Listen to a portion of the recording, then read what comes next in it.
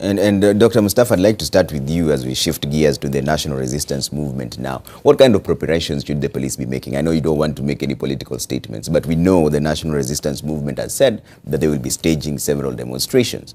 And we've seen some of those demonstrations go south very fast. So what kind of preparations should the police be making right now that they've been given early warning that there will be protests?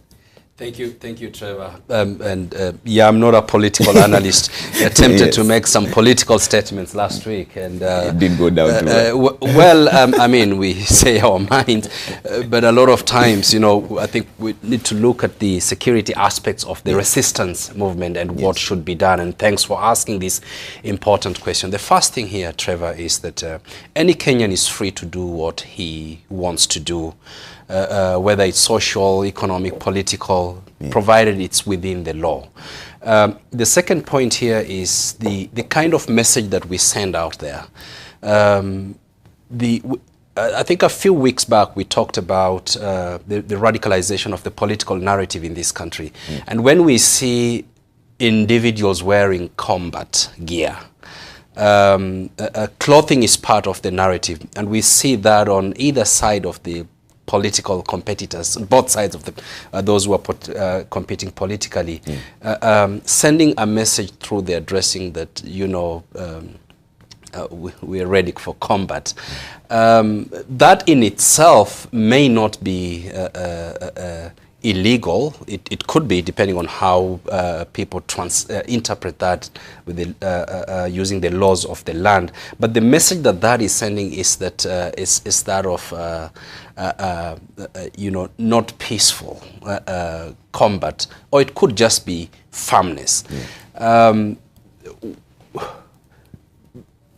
You know, political elites will need to do a lot more to convey a message of peace, and in whatever we do, in whatever we resist that peacefully, in a non-violent manner.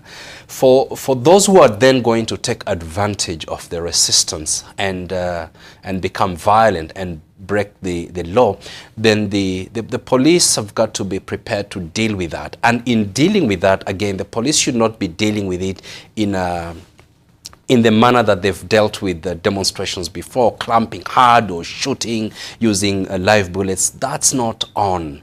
The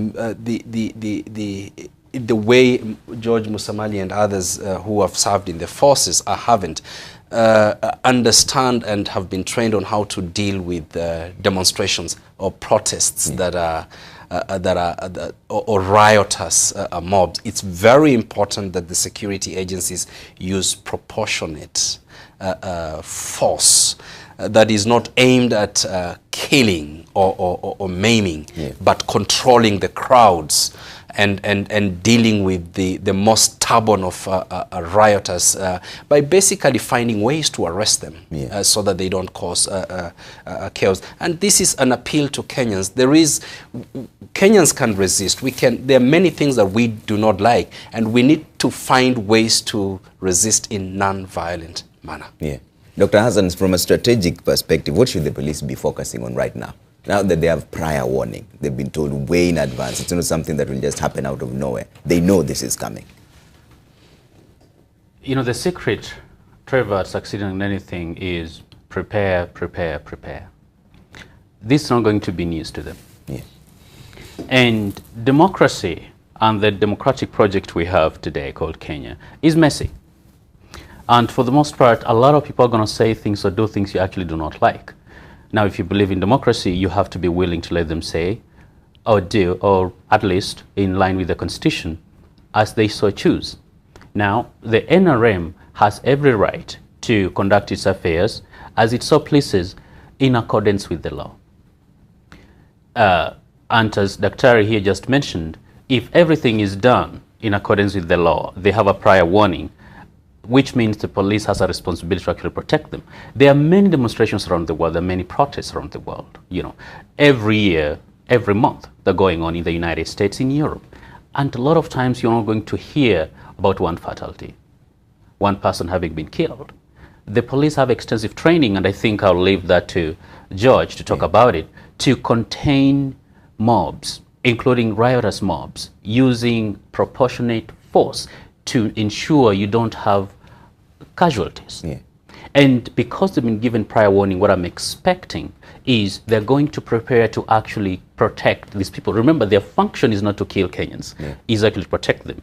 Now, having said that, it's also important that leadership, just because we have a democracy, does not mean we also have the license to say things that might be interpreted by an average Kenyan as a call to arms, for instance. Yeah. It's not okay. We are held at a higher standard as leaders in this country, that we should always watch out what we say and how we say it.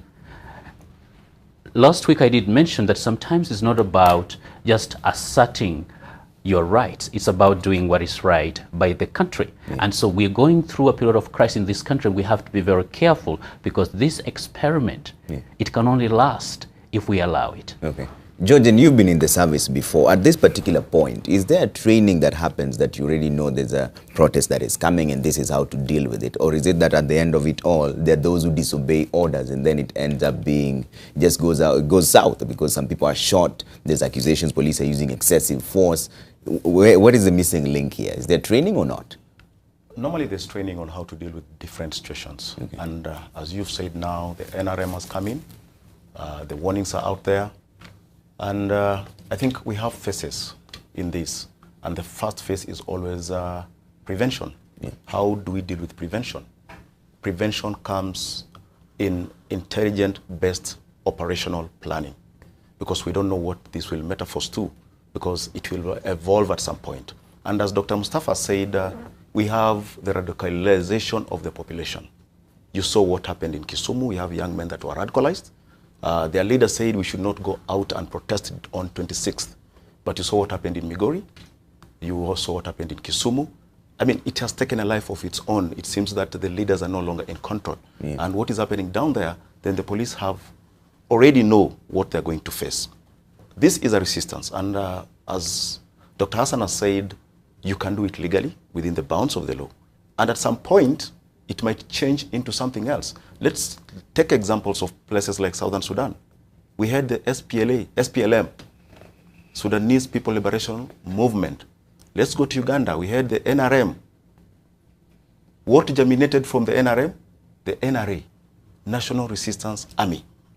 Are we facing the same situation here? What germinated from the SPLM? The SPLA. That was the military wing of the SPLM. So if we look at the situation as it is in Kenya, yes, the NRM leaders are saying that we're going to do this within the confines of the law. We are going down to the assemblies. How will the state react to this? And if it comes to a point whereby excessive force will be used against the protesters, then automatically you should expect an NRA. Are we prepared for that as a country? So we need to have this conversation. Let us not bury our heads in sand. Yeah. Let us look at examples from the neighboring countries, how these movements all evolved into having armed wings. And as we know in Kenya, we have a very big problem in our hands, in that there's a lot of illegal firearms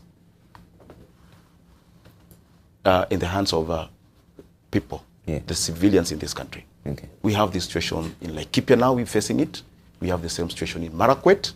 And the reaction of the government has always been arming more civilians in the name of protecting themselves. Okay. So if this thing is not handled very carefully, if we are not having a conversation and saying, yes, you people have the right to picket, you people have the right to demonstrate, but it has to be done within the confines of the law. Yeah.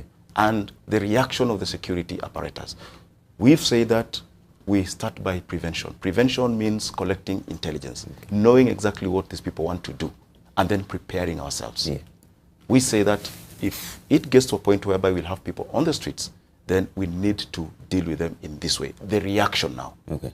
It's very important. And then from the reaction, we come to recovery. So we have having a bigger problem in our hands, and then the security organs need now to be prepared. They need to prevent this from happening. And when we talk about prevention, then as I've said, it's important that the NIS should be up to the game. Okay. Let them be out there collecting intelligence, knowing what the NRM is planning. And remember, we might have a counter reaction from the Jubilee party. Look at what happened in Kawangware. Young men armed themselves in Wangige, they armed themselves in Kikuyu, they marched to Kawangware. Information was passed to the police that we are seeing young men with machetes heading towards Kawangware. What was the reaction? Nothing happened until property started being destroyed, people started being killed, before now the police came in, not to prevent, but now to stop the killings. We have become reactive. And as we are saying, this is a situation, the flag is up there, what are we doing? Okay. Trevor, just to interject there, rather what Musamali is talking about, these conversations have got to start in dialogue and talking.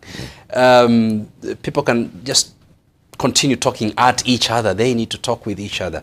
The political problems we are facing in this country is as easy as A, B, C, D. It can be resolved.